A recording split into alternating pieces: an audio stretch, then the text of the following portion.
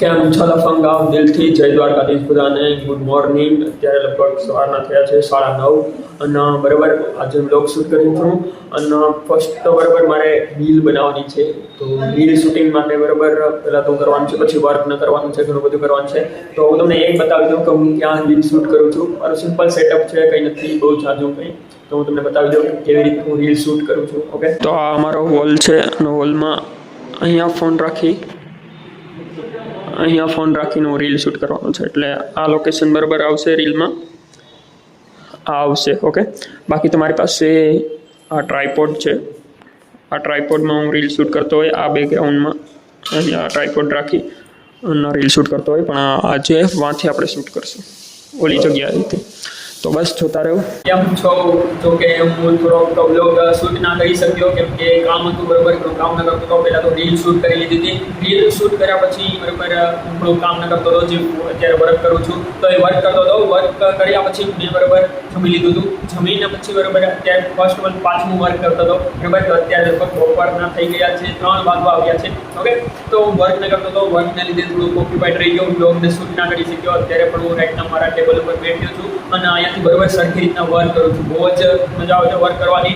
બીજા શું કરે છે મારા ફ્રેન્ડ્સ, કેમ કે અત્યારે મારા ફ્રેન્ડ્સ આવી ગયા છે દ્વારકાથી, હવે શું કરે છે જોઈએ, ચાલો। આ બરાબર અમારો હોલ છે, જેમ મેં આગળનો વિડીયોમાં બતાવ્યું હતું તમને, જે પહેલો વ્લોગ મારો છે એમાં સરખી રીતના રૂમ ટૂર કરાવ્યો હતો। તો જેણે પહેલો વ્લોગ ના જોયો હોય ફટાફટ ફરીથી જાય મારી ચેનલમાં અને સરખી રીતના વ્લોગ કમ્પ્લીટ કરી લઈ। ડે 1નો જે મતલબ પહેલો વ્લોગ મેં શૂટ કર્યો હતો। અને જો આ મારું ટેબલ છે, ટેબલ ઉપર ઘણા પ્રોડક્ટ્સ બધું છે। તો અહીંયાથી બરાબર હું વર્ક ન કરતો હતો, તમે જોઈ શકો છો। તો હવે વર્કના એ બધું થઈ ગયું છે, હજી પણ ઘણું વર્ક ન કરવાનું છે, ટ્રેનિંગને એ બધું છે।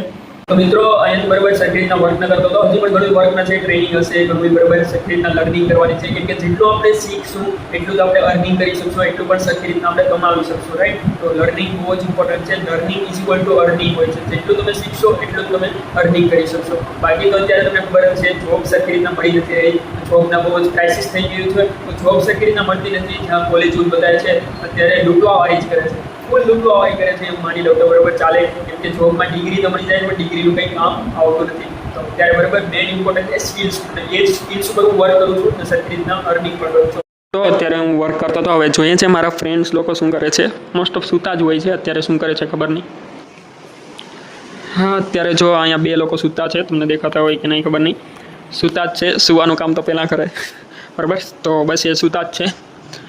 આ બીજા રૂમમાં આપણે આવી ગયા, તો એ લોકો તો સૂતા છે, આપણે અત્યારે બપોરના બરાબર વર્ક કરી રહ્યા છીએ। જોઈ શકો છો 3 વાગવા આવ્યા છે લગભગ, તડકો બહુ છે, વરસાદ આવે તો હવે સારું, વરસાદ આવતો નથી। તમે જોઈ શકો છો અંધાર તો છે પણ વરસાદ નથી આવતો, હવે વરસાદ આવે તો બહુ મજા આવે કંઈક, બાકી તો ગરમી બહુ જ થાય છે। કેમ છો મિત્રો? તો બરાબર અત્યારે મેં રીલ શૂટ કરી લીધી છે, સરખી રીતના રીલ બનાવી લીધી છે અને અત્યારે તમે જોઈ શકો છો અત્યારે હું તૈયાર થઈ ગયો છે, બહુ જ સરખી રીતના તૈયાર થઈ ગયો છે, કેમ કે આજે છે અષાઢ સુદ બીજ।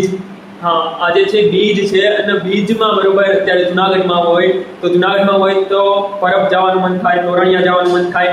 તો હું અત્યારે રાતના લગભગ 8 વાગ્યા છે, મારું કામ ને જે હતું એ સરખી રીતના મેં કમ્પ્લીટ કરી લીધું છે। તો હવે હું જવાનું છે તોરણિયા। તો તોરણિયા જવા માટે બરાબર અત્યારે જુનાગઢથી હું પહેલાં તો ધોરાજી જવાનું છે, કેમ કે ધોરાજી મારા કાકા રહે છે, કાકા ત્યાં બરાબર પીજીવીસીએલમાં નોકરી કરે છે। તો ધોરાજી પહેલાં જવાનું છે, ધોરાજીથી બરાબર સીધો પછી જવાનું છે તોરણિયા, અને તોરણિયા પ્રોગ્રામ હશે, બહુ જ મજા આવશે, કેમ કે કીર્તિદાન ગઢવી આવવાનો છે ને આપણે ન જઈએ તો મજા ના આવે ને, રાઈટ।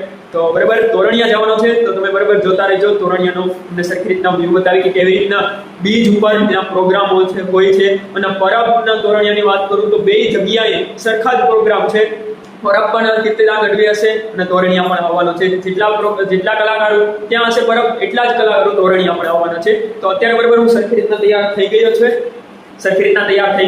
હવે બરાબર નીકળીએ આપણે થોડી વારમાં, તમે બસ જોતા રહેજો, હું ક્લિપને બધી સરખી રીતના એડ કરી દે, એમાં તમે જોતા રહેજો કેવી રીતના પ્રોગ્રામ હોય છે, કેવી રીતના મજા આવે છે।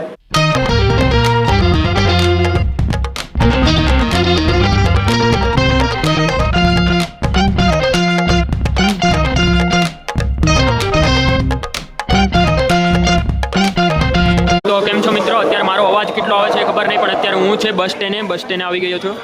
તમે જોઈ શકો છો હું અત્યારે બસ સ્ટેન્ડે ઊભો છું।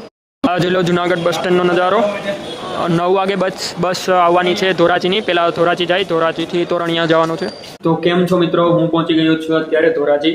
લગભગ 12 વાગી ગયા છે, કેમ કે જમવાનું બધું કર્યું. થોડો ટાઈમ પહેલાં પહોંચી ગયો છે તો 11 વાગે, અને અત્યારે 12 વાગી ગયા છે. લગભગ જમી લીધું, બધું કરી લીધું. અને હવે બસ થોડીક વારમાં નીકળવાના છે તોરણિયા ધામ, નકલંગ ધામ તોરણિયા. ત્યાં જવાના છે, પ્રોગ્રામના છે. તો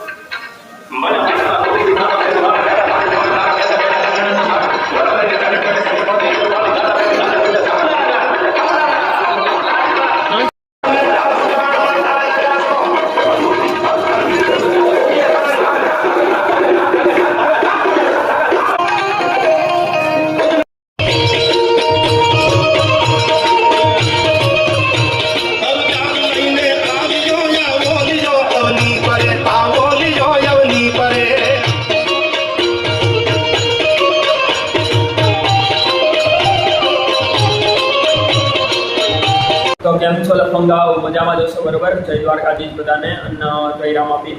તો બીજ હતી કાલે, તો કાલે રાતના તો બરોબર પ્રોગ્રામમાં હતો. પ્રોગ્રામની ઘણી ક્લિપ્સ બરોબર બતાવી છે. તો પ્રોગ્રામમાં નતો, પછી ત્યાંથી બરોબર કાકાના રૂમે હતો, તો ત્યાં વિડીયો શૂટ કરવાનો મેળ ના આવ્યો. એટલે પછી બરોબર આવી ગયો છું ફરીથી જુનાગઢ મારા રૂમે. સવારમાં જ આવી ગયો હતો બસમાં, અને અત્યારે લગભગ સવારના 10 વાગી ગયા છે. અને ફ્રેશ થઈ ગયો છે બધું સરખી રીતના, અને હવે બસ મારું કામ ન કરવા લાગી જાય. તો બસ આ બ્લોગમાં એટલું જ હતું. અષાઢ બીજનો બીજો સરખી રીતના અપલોડ કરી તો જોતા રહેજો. મળીએ નેક્સ્ટ બ્લોગમાં. ત્યાં સુધી ધ્યાન રાખો તમારું ફેમિલીનું. જય દ્વારકાધીશ બધાને.